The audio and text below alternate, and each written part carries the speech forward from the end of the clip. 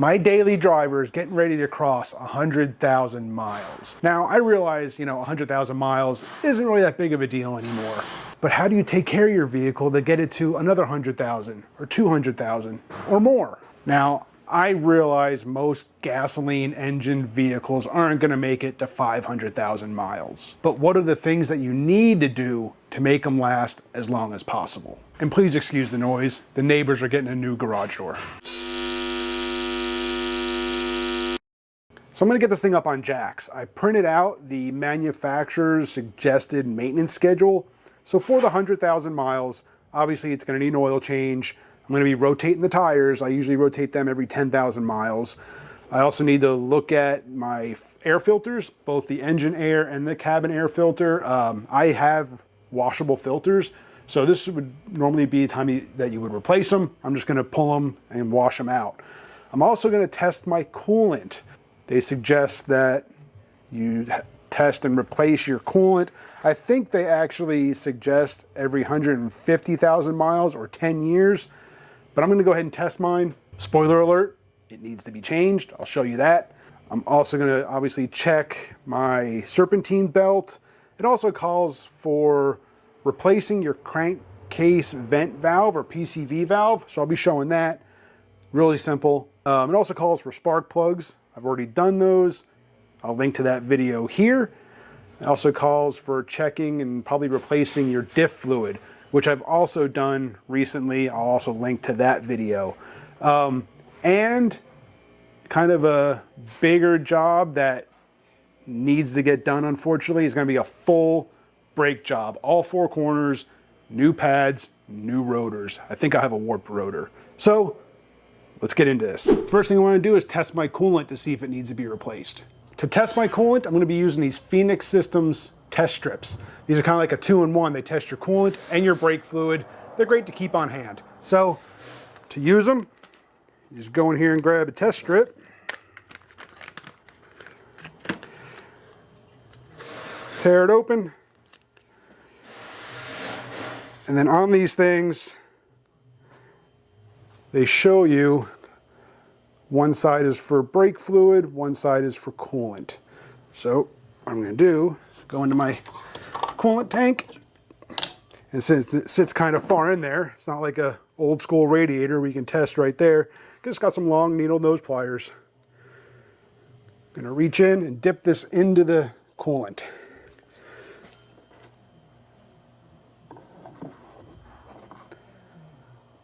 All right, once you get them dipped in there, let them sit for 30 seconds or so, and then we'll compare the two strips to the color chart on the package. So after about 30 seconds or so, you can see the glycol, which is like that purplish strip, is still pretty good. The freeze boil point is still good on the coolant, but that orange strip is the acidity, the corrosion level, and that is like at the very end of the chart there. So this coolant definitely needs to be replaced. So to drain the coolant, it's pretty straightforward. I've got a large catch can up underneath the car, and right here on the passenger side, you see this little hose hanging down. See if I can show you that better right there. See that little hose hanging down right there? It's right there. That is tied to the drain valve in the radiator. So on my charger to drain the radiator, it's right here on the passenger side, and it's way down there at the bottom of the radiator, right at the corner of the fan mount is a knob. I'm going to try to zoom in. Don't know if I'm going to be able to maintain focus on this, but it's right down in there, just below that corner mount. You can just see it. I'll try to maybe in post point it out, but you can just see it right there. That's got to turn, and that'll start draining the radiator. Now, once you get that knob turned, obviously you're going to want to have your coolant bottle open so that air can get in there. I'm also going to open up the bleed port for the coolant system. And on these Hemis, that bleed port is right here. So here's the intake, the air box. That bleed port is right here. Here's your thermostat housing, your upper radiator hose. I'm going to pull that plug out right there. It's just an Allen head. Let me see if I can zoom in on that to show you. You see it's just an Allen head bolt, or a little Allen head plug.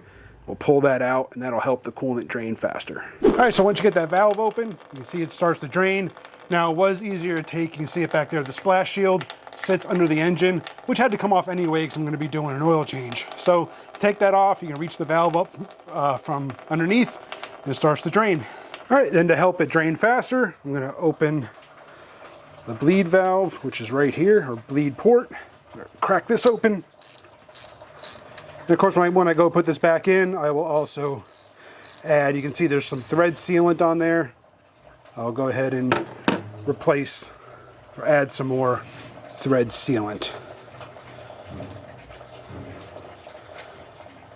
While I'm in here, I'm also going to go ahead and replace my thermostat. It's not required. I actually bought this thing, I don't know how long ago. It's a 180-degree thermostat. I bought this thing a while ago, planning on making this swap, but I never really wanted to open the coolant system just for the thermostat.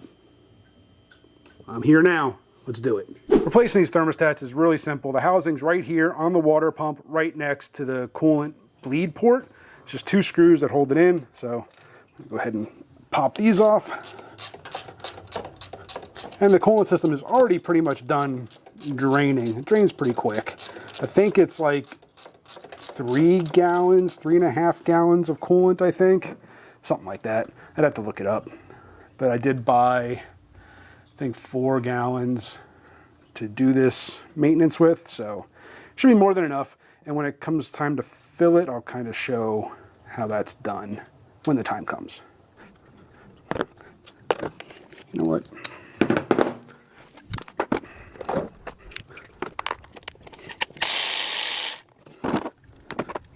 Just the 2 bolts. The thermostat housing should come off.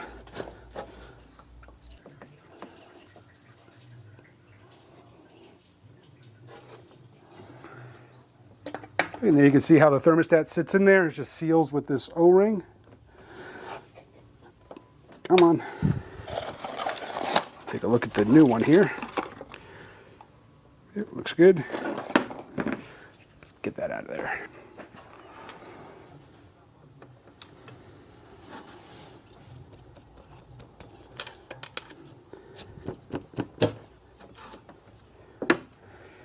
Just got to break it loose. Pop the seal out. There you go. Old one's out. I'm going to go ahead and just wipe this down, get any coolant and stuff out of the sealing surface, and then put the new one in.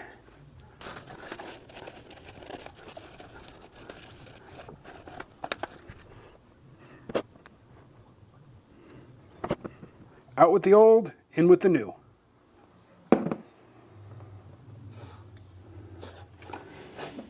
Just drops right down in there, seals right up, and we can just go ahead and put the bolts back in. Now these bolts are screwing into an aluminum water pump, so don't go all ooga-dooga on it.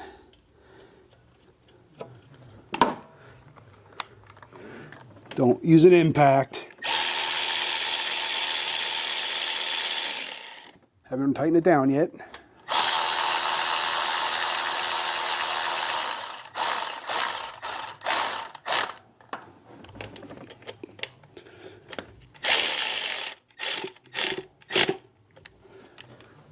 I'm going to look up the torque spec on those bolts. So it looks like factory torque specs is about 21 foot-pounds. Seems like a lot for those. But we'll give it a try. I guess it's really not that critical since it's actually sealed around the thermostat and not the housing itself. So let me get a torque wrench out and I'll see how that feels.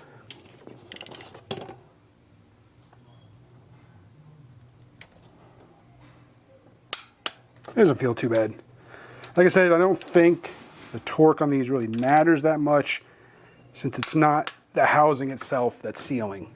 So, but there's 21 foot-pounds. With the coolant drained and the thermostat replaced, I can go ahead and close the valve at the bottom of the radiator and start to refill the coolant. I'm going to leave that bleed port opened until the coolant starts to come out of that bleed port, and then I'll cap it. All right, so right at the about 1 gallon mark, I started getting some coolant out of the bleed port. So I've got the plug coated with some new thread sealant. I'm gonna go ahead and get this back in. I'm actually gonna put a little bit more coolant in just to see if it's still coming out. That seems like not that much to already be coming out of the bleed port. So let me grab another bottle of coolant first and add some more, just to see, because there may have just been maybe some air. Well, let's just see.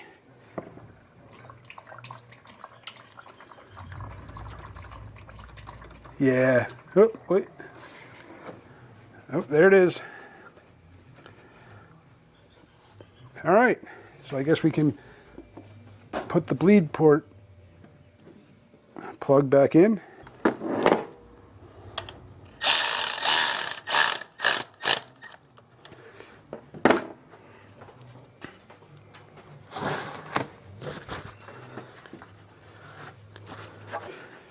All right, with the bleed port plug back in, we can finish topping off the coolant.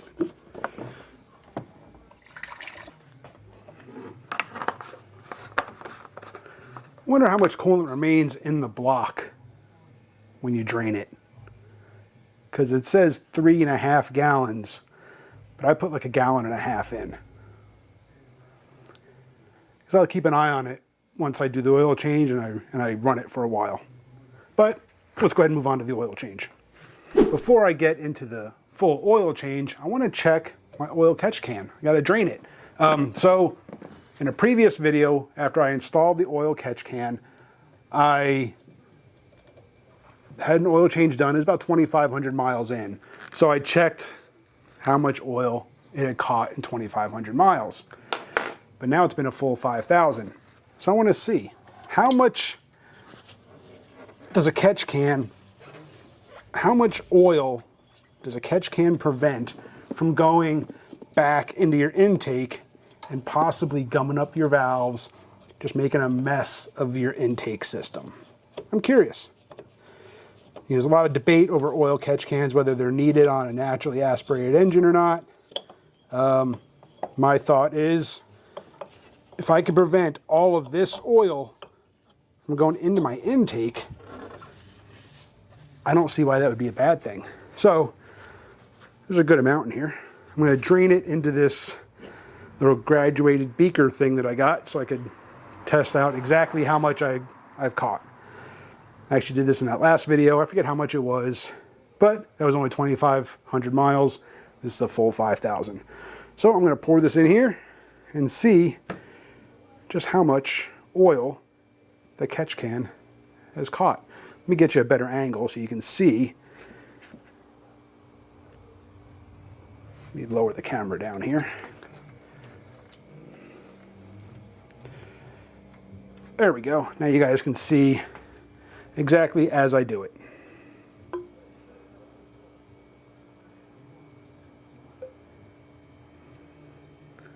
So 2,500 miles. My catch can prevented 72 cc's,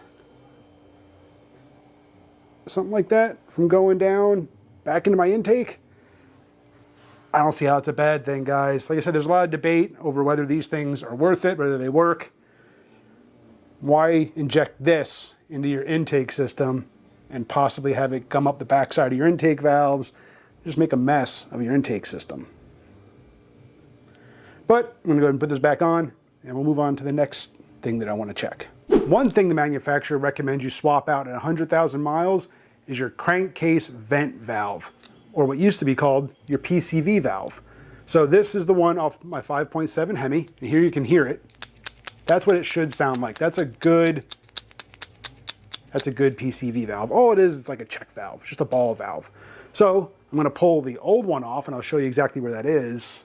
It's really simple, and then we'll swap it out. So on these 5.7 Hemis, your crankcase pressure valve, or PCV valve, is right here. And it just pops right out. then you can pop the new one in.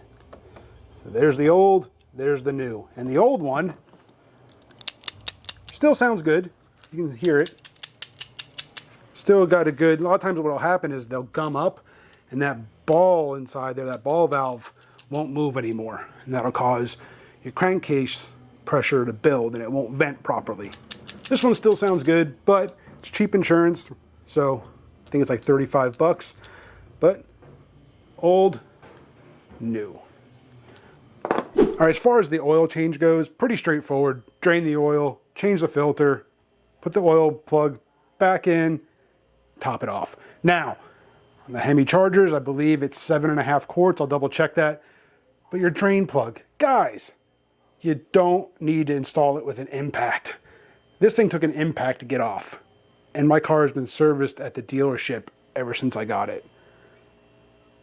Somebody went all the ooga doogas on this thing.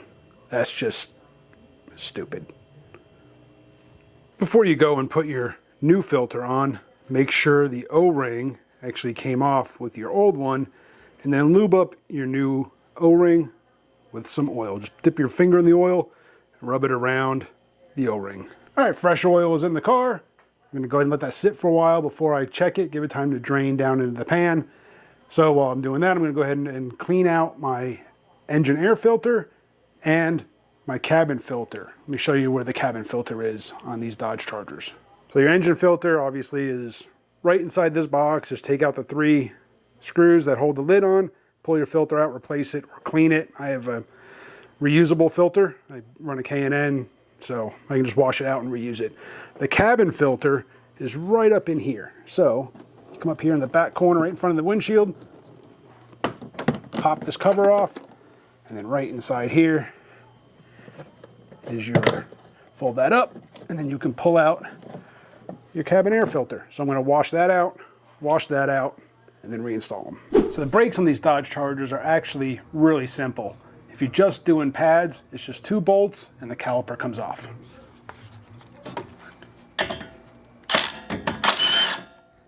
Just 13mm bolts.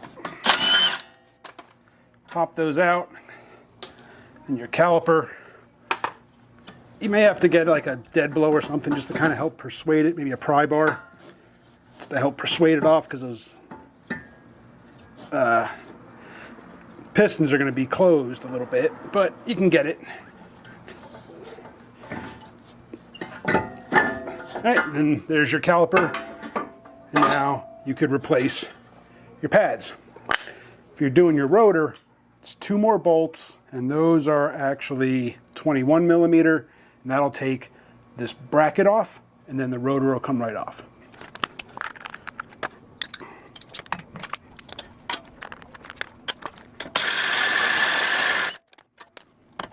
You may need a little universal, little wobble joint on there for that top one because of the strut.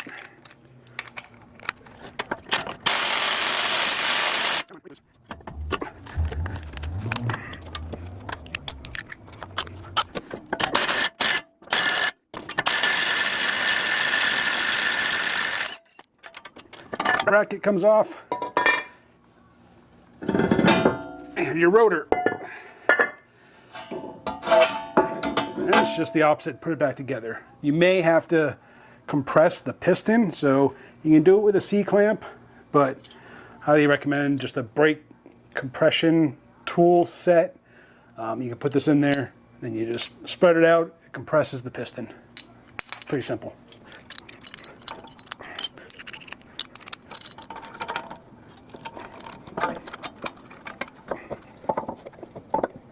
Now, the reason I'm replacing my rotors is because I think I have a warped rotor.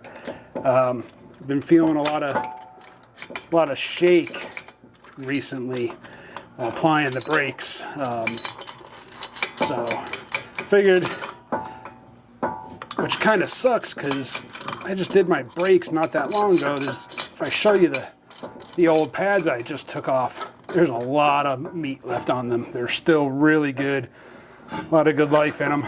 So I kind of hate to have to do this, but like I said, I think I've got a warped rotor, and I actually think it's the back one actually, but I figure just replace all four and hopefully all my issues are gone. Yeah, so here are the pads that just came off. I mean, you can see just how much meat. I mean, these things are like basically brand new. It's unfortunate, but nice new rotor.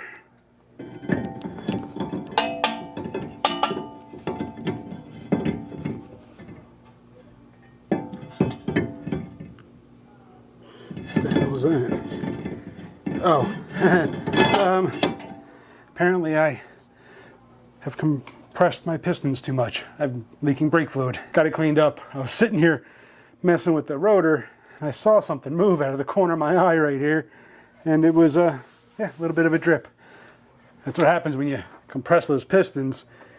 It's got to go somewhere, so it goes back into the master cylinder, and yeah, it pushes its way out of the top. So I'm gonna have to be careful when it comes to doing the back, but get the front back together. So it's just the opposite. Take these old clips out. Get the new clips. So not that I really need all of this, unfortunately. Your new clips go into the bracket, and your bracket can go back on once you get the right orientation. There we go.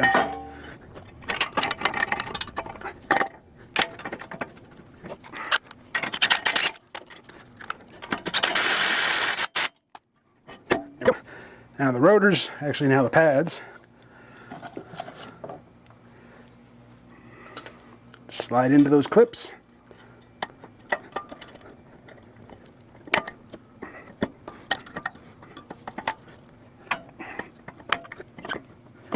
Of course, I need to compress those pistons some more. I have to go empty some brake fluid. We'll be back. Once you get everything reassembled, you can tighten down your bolts or torque down your bolts. The bracket gets tightened to 70 foot-pounds, and the caliper bolts are 44 foot-pounds. So here on the back, it's the same thing. It's just 2 bolts for the caliper, and then 2 more for the caliper bracket if you're doing the rotors. Now, the only other difficult part is you kind of got to get underneath the vehicle, because you're going to have to get an extension, because there's not enough room to get the impact in here.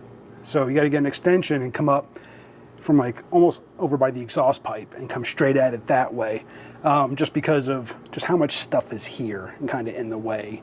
So for the caliper bolts, they're a little bit different sizes. The caliper bolts are 15 millimeter and the caliper bracket are 18.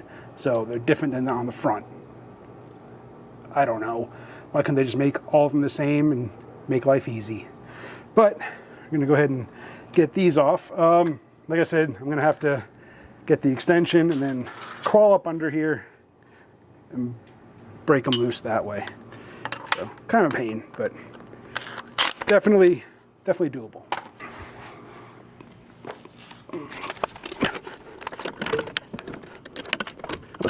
Figures I put the wrong socket on there. I put the one on for the caliper bracket. I don't want to take that off just yet. I think I need the shorter one for the actual caliper bolts.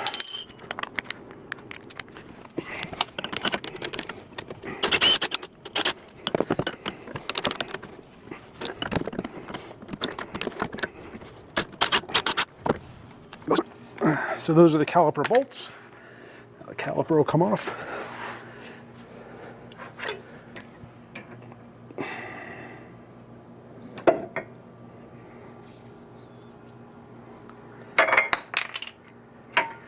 And again, these pads are basically new, but I think this rotor, is warped. But now we'll get the bracket bolts off.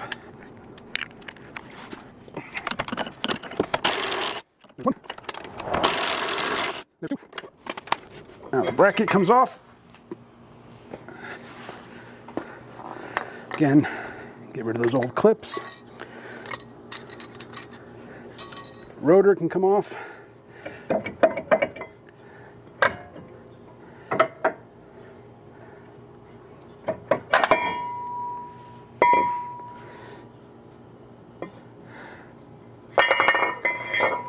Now the new rotor can go on.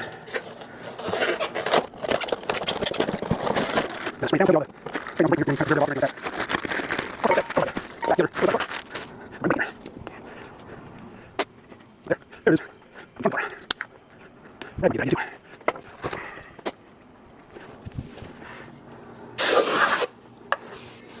Wipe them down, get any preservative off there, any protectant, anything like that. Just wipe them down, both sides.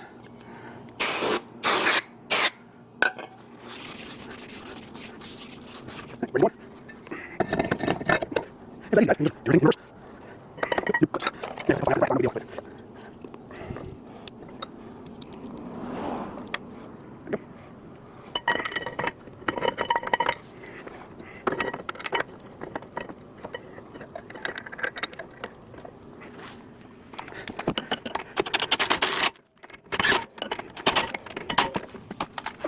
All right, and we got the new pads.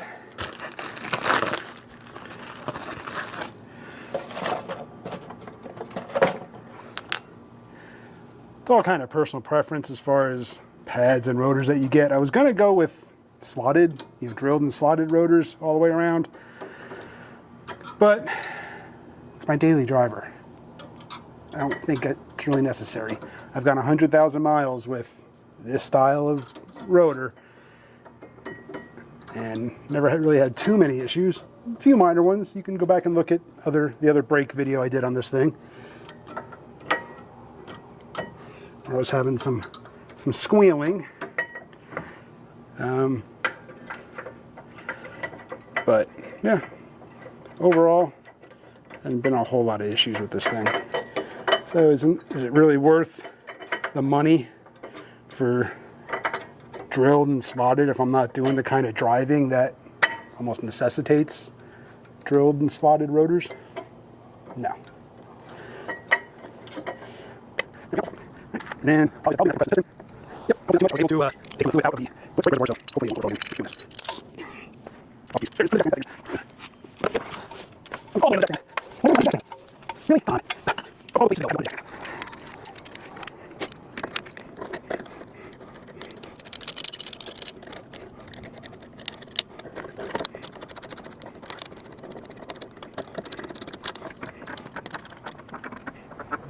Probably put the fluid out if we need.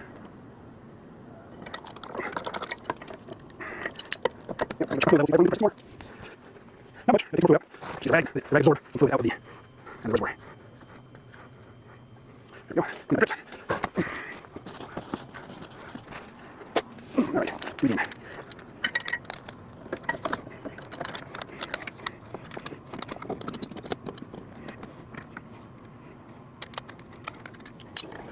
There we go. Back together. These bolt back in. All right, and then double check the torque values. So the caliper bolts are 23 foot-pounds and the caliper bracket are 85 foot-pounds. Well, the only thing left to do now is to fire this thing up, let it get up the temperature, check the coolant system, look for any leaks, then take this thing out and bed in the brakes. Next video. Appreciate you for watching. Hit that subscribe, hit the bell. I'll see you on the next one.